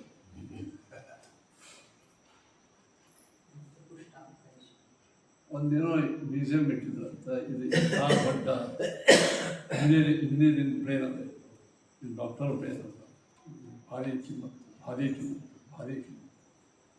ಭಾರಿ ಕಡೆಗೆ ಒಂದು ಬ್ರೈನ್ ಇದೆ. ಇದು ಫ್ರೆಶ್, ಉಪಯೋಗ ಮಾಡಿಲ್ಲ, ತಲೆ ಉಪಯೋಗ ಮಾಡಿಲ್ಲ. ಹಂಗೆ ಬ್ರೇನು ಉಪಯೋಗ ಮಾಡಲೇಬೇಕಾದ್ರೆ ಬಿಡ್ರಿ, ಅದಕ್ಕೆ ಬರೋದೇ ಅದು. ಯಾಕೆ? ಘರ್ಷಣ, ಪ್ರಕೃತಿಯ ಘರ್ಷಣೆ. ನೀವು ಬಟ್ಟೆ ನೋಡ್ರಿ, ಬಟ್ಟೆ ಹೊಸ ಬಟ್ಟೆ ಅಂತ ಕೆಲವರಿಗೆ ಬಟ್ಟೆ ಮೇಲೆ ಲವ್ ಮಾಡಿ ಸುಮ್ಮನೆ ಅದು ಬಡಿಸೋದು, ಮತ್ತು ಹಿಂಗೆ ನೋಡೋದು. ಅದು ಬಳಸಂಗೆ ಇಲ್ಲ. ಏನು ಬಡಿ ಉಟ್ಕೊಂಡ್ರೆ ಎಲ್ಲ ಹಾಳಾಗ್ತದೆ. ಮುಂದೆ ಒಂದು ಐದಾರು ಹಂಗಂದ್ರೆ ಒಂದೊಂದೇ ಪದ ಇಟ್ಸರ್ಕ್ ಅಂತ. ಹಾಗಾದ್ರೆ ಆ ಇಟ್ಸರ್ಕ್ ಯಾಕೆ? ಯಾರು ಬಂದು ಕೊಯ್ದ ಹೇಳ್ತಾರೆ? ಘರ್ಷ, ಪ್ರಕೃತಿ. ಅತ್ಯುತ್ತಮವಾದಂಥ ಹೂವು, ಎಷ್ಟು ಸುಂದರ ಹೂವೈತಿ ಸೇರ್ತೀನಿ. ಒಂದು ದಿವಸ ಬಾಡಿರ್ತದೆ, ಹಾಗೆ ಇಟ್ಟು ಮುಂದೆ ಕೊಯ್ತದೆ. ಸೌಂದರ್ಯ ಹೂವು, ಹಣ್ಣು, ಸುಂದರ ಹಣ್ಣು ಎಷ್ಟು ತಂದು ಕೊಟ್ಟಿರ್ತಾರೆ. ಹಂಗೆ ಇಟ್ಟರೆ ಅಂದ್ರೆ ನೀವು ಅದು ಏನೋ ಅಂತ ಎತ್ತಬೇಡ, ಇಟ್ಟಲ್ಲೇ ಇಟ್ಟರೂ ಕೊಳಿತದ. ಯಾಕೆ ಕರ್ಷಣ, ದೇಹಕ್ಕೂ ಕರ್ಷಣ, ಪ್ರಕೃತಿಗೂ ಕರ್ಷಣ. ಆದ ಕಾರಣ ದುರಾಕರ್ಷ. ಲಕ್ಷ್ಮೀದೇವಿಗೆ ಪಂಚಭೂತಗಳ ಕರ್ಷಣ ಇಲ್ಲ. ಯಾಕ? ಈಶ್ವರಿ. ಯಾವ ಪ್ರಕೃತಿ ಬಂದು ನಮ್ಮನ್ನು ಅಪ್ಪಳಿಸ್ತದ ಅದಕ್ಕೆ ಈಕೆ ಒಡೆಯಿಲ್ಲ.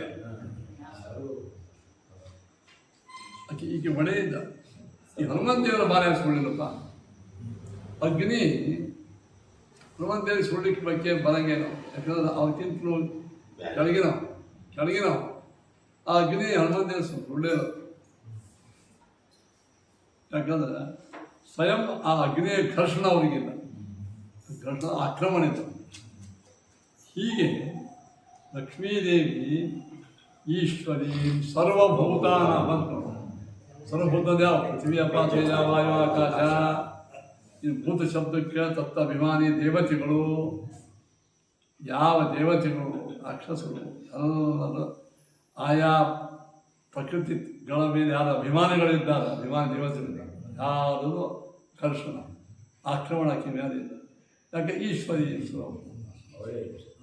ಆದ್ದರಿಂದ ಗಂಧದ್ವಾರ ಅಂತ. ಇನ್ನೊಂದು ಗಂಧ ಅಂದ್ರೆ ಸುಗಂಧ. ಸುಗಂಧ ಅಂದ್ರೆ ಭಗವಂತನ ಗುಣಗಳು, ದೇವರ ಗುಣಗಳು ಸುಗಂಧವು. ಲಕ್ಷ್ಮೀದೇವಿಯ ಮುಖದಿಂದ, ದೇಹದ ದ್ವಾರದಿಂದ ಯಾವಾಗಲೂ ಭಗವಂತನ ಗುಣಗಳ ಗಾನ ಆಗ್ತದೆ. ಆ ಅರ್ಥವನ್ನು ಈ ಗಂಧ. ಇಂಥ ಈಶ್ವರಿ ಸರ್ವಭೂತಾನ ತಾಂ ಎಂ ಲಕ್ಷ್ಮೀದೇವಿ. ಇಂಥ ಲಕ್ಷ್ಮೀದೇವಿಗೆ ಲಕ್ಷ್ಮೀ ಎಂಬ ಶಬ್ದ ಅಮುಖ್ಯಾತ ನೋಡಿ. ಮಹಾಲಕ್ಷ್ಮಿ ಪರಮಾತ್ಮನ ಮಹಾಲಕ್ಷ್ಮಿ. ಮಹಾಲಕ್ಷ್ಮಿ ಎಂಬ ಶಬ್ದವು ಅದೇ ಅದು ಮಹತ್ವಕ್ಕೆ ಪರಮಹತ್ವ ವೃತ್ತಿ ಪರಮಾತ್ಮ. ಏನಾಯ್ತು? ಮುಖ್ಯ ವೃತ್ತಿಯಿಂದ ಪರಮಾತ್ಮ. ಇದೆಲ್ಲ ಸಾರವನ್ನೇ ಮಧ್ವಾಚಾರ್ಯರು ಏನು ಹೇಳಿದರು? ಬ್ರಹ್ಮೇಶ ಶಕ್ರ ರವಿ ಧರ್ಮ ಶಶಾಂಕ ಪೂರ್ವ ಗೀರ್ವಾಣ ಸಂತತಿದಿಯಂ ಯದ ಮಂಗಲೇಶಂ ಅಶ್ಚಿತ್ಯಾನತಿ ಸಮೇತ್ಯ ನಯಾಸಿ ದುಃಖಂ ಸೃಷ್ಟಿಸ್ಥಿತಿ ಪ್ರಳಯ ಸರ್ಗ ಮಹಾವಿಭೂತಿ ವೃತ್ತಿ ಪ್ರಕಾಶ ನಿಯಮಾವತಿ ಬಂಧ ಮೋಕ್ಷ. ಜಗತ್ತಿನ ಸೃಷ್ಟಿ ಸ್ಥಿತಿ ಸಂಹಾರಗಳು, ನಿಯಮ, ಅವಧಿ, ಬಂಧ, ಮೋಕ್ಷ. ಯಶ್ಯಾಹ ಅಪಾಂಗಲವ ಮಾತ್ರತಃ. ಹುಬ್ಬಾಸೋದ್ರಿಂದ ಬ್ರಹ್ಮ ಅಂದ್ಕೊಳ್ಳಿ, ಬ್ರಹ್ಮದೇವತೆ ಅದ ಮಾಡೇಬಿಟ್ಟು ಹುಬ್ಬಾಸೋದ್ರಿಂದ ಅಷ್ಟಕ್ಕೆ ಪಾವರದಾಕಿಗೆ ಅವ್ರು ಹಂಗೆ ಇಟ್ಕೋಬೇಕು ಮನ್ಯಾಗ. ಶಂಖ ಹೊಡೆದ್ರು ಮನೆ ಮಂದಿ ತಮ್ಗೆ ಬೀರ್ತಾರಂಗ. ಇವು ಹುಬ್ಬಾರಿಸ್ರಿ, ಕಣ್ಣು ಹಾರಿಸ್ರಿ, ಹಲಕಿದ್ರಿ ಹುಬ್ಬಾಸೋದಲ್ಲೇ ಅಲ್ಲ, ಶಂಖ ಹೊಡೆದ್ರು ಆ ಲಕ್ಷ್ಮೀದೇವಿ ಬರೀ ಸ್ವಲ್ಪ ಹುಬ್ಬಾಸು. ನಾನು ಹಿಂದಕ್ಕೆ ಒಬ್ಬರ ಊಟಕ್ಕೆ ಹೋಗಿದ್ದೆ, ಸಾಕು ಜನ ಇಂದು ಎಲ್ಲಿ ಹಾಕಿ ಅವ ಮುಖ್ಯ ಮನೆಯಲ್ಲಿ. ಅವಾಗ ಯಾವಾಗ ರಮಾ ರಮು ಆಚಾರ್ಯ ಎದೆ ಹಾಕಬೇಕಂತೆ ಹೇಳ್ಕೊಡು. ಆ ರಮು ಏನು ಮಾಡಬೇಕು? ಅಮ್ಮ ಆಚಾರ್ಯ ಎದೆ ಹಾಕಬೇಕು. ಆಮೇಲೆ ಹೇಳಿದ್ರು ಇನ್ನೊಬ್ಬತ್ತು ಮಗ ಹೇಳಿದ್ರು, ಏ ರಮೇಶ ಆಚಾರ್ಯ ಎದೆ ಹಾಕಿ. ಅವ ಮಗ ಬಂದು ಅಪ್ಪ ಹೇಳಿದ್ರು. ಹೀಗಾಗಿ ಕಡಿ ನಾವೇನೇ 5,000 ಮಂದಿ ಇದ್ರು, ಶಂಖ ಹೊಡೆದ್ರು, ಗಂಟೆ ಬಾರಿಸಿದ್ರು, ಯಾರು ಅದಕ್ಕೆ ಈಶ್ವರಿ ಸರ್ವಭೂತಾನ ಮತ್ತು ಅದರ ಅರ್ಥ ಎಲ್ಲರಿಗೂ ಇಷ್ಟೆಲ್ಲ ಮಾಡುವ ಎಲ್ಲ ದೇವತೆಗಳ ಈಶ್ವರಿಯಾಗಿ ಎತ್ ನೋಡ್ರಿ. ಯಾವಳು ಹುಬ್ಬಾಸೋದು ಚಾಟಾವ ಏತಂತ ಮುಗ್ರಂ ಕೃಣೋಮಿ ತಮ್ಮ. ಇಂಥ ಲಕ್ಷ್ಮಿ ಯತ್ಕಟಾಕ್ಷ ಬಲವತಿ. ಯಾವ ಭಗವಂತನ ಕೃಪಾ ಕಟಾಕ್ಷದಿಂದ ಇಷ್ಟು ಬಲಿಷ್ಠ ಆಗ್ಯಾರೋ ತಮ್ಮ ಅಜಿತಮ್ಮ. ನೋಡಿ, ಮಧ್ವಾಚಾರ್ಯರು ಲಕ್ಷ್ಮಿಗೆ ಸ್ತೋತ್ರ ಮಾಡೋ ಬಗೆ ಲಕ್ಷ್ಮೀ ಸ್ತೋತ್ರವೂ ಆಯಿತು, ಮುಖ್ಯ ವೃತ್ತಿಯಿಂದ ಭಗವಂತ, ಮುಖ್ಯ ವೃತ್ತಿ ಈ ಮುಖ್ಯ ವೃತ್ತಿ ಸಮನ್ವಯ. ನೀವು ಬಂದು ಹತ್ತಬೇಕು ಮತ್ತೆ ನಿಮ್ದು ನಾ ಕೇಳೋದ ಸಮನ್ವಯ ಸ್ತೋತ್ರ ಹೇಳ್ಕಂತೀನಿ. ಈಗ ಲಕ್ಷ್ಮೀ ಯಾಕೆ ಬರ್ತೀನಿ ಯಾಕೆ ಹೇಳಿದ್ರೆ ಓಂ ತತ್ತು ಸಮನ್ವಯ. ತತ್ತು ವಿಷ್ಣುವಾಕ್ಯ ಪರಬ್ರಹ್ಮವೇ ಸಕಲ ವೇದಗಳಿಂದ ಮುಖ್ಯ ವೃತ್ತಿಯಿಂದ ಪ್ರತಿಪಾದ್ಯ. ಹಾಗೆ ಸಮನ್ವಯ ಚೆನ್ನಾಗಿ ಎಲ್ಲ ಗುಣಗಳು ಗುಣಬೋಧಕ ಶಬ್ದಗಳ ಸಂಬಂಧ ಅಲ್ಲ, ಲಕ್ಷ್ಮೀಮ ಶಬ್ದಗಳು. ಆದ್ದರಿಂದ ಈ ಮುಖ್ಯಾರ್ಥೋ ಭಗವಾನ್ ವಿಷ್ಣು ಸರ್ವಶಾಸ್ತ್ರಸ್ಯ ನಾಮ. ಇದರಿಂದ ಏನು ಮುದ್ರೆ ಸಿಕ್ಕಂಗಾಯ್ತು ನಿಮಗೆ. ಮುದ್ರೆ ಕೊಟ್ಟರೆ ನೀವು ರುದ್ರಾದಿಗಳು ಜಗತ್ತಿಗೆ ಕಾರಣ, ಹಿರಣ್ಯ ಗರ್ಭ ಜಗತ್ತಿಗೆ ಕಾರಣ, ಪ್ರಧಾನ ಜಗತ್ತಿಗೆ ಕಾರಣ ಅಂತ ಒಂದು ಎಂಟತ್ತು ನೀವು ಋಗ್ವೇದ ಮಂತ್ರ ಹೇಳಿದ್ರಿ. ಅಲ್ಲೇ ರುದ್ರ ಶಬ್ದಕ್ಕೆ ಅರ್ಥ ಏನು ಮಾಡಬೇಕು? ಮುಖ್ಯಾರ್ಥ ವಿಷ್ಣುನೇ. ಮುಖ್ಯಾರ್ಥ ರುದ್ರ ಭುಜಂ ದ್ರಾಮಯತೆ ಯಸ್ಮಾತ್ ರುದ್ರಸ್ತಸ್ಮಾತ್ ಜನಾರ್ದನ. ರುದ್ರ ಶಬ್ದಕ್ಕೆ ಮುಖ್ಯಾರ್ಥ ಪರಮಾತ್ಮನೇ, ಸಮನ್ವಯ.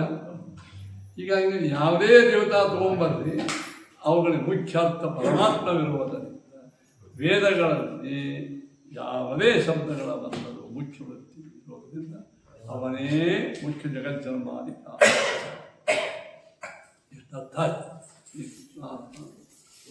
ದುರಾಕರ್ಷಣ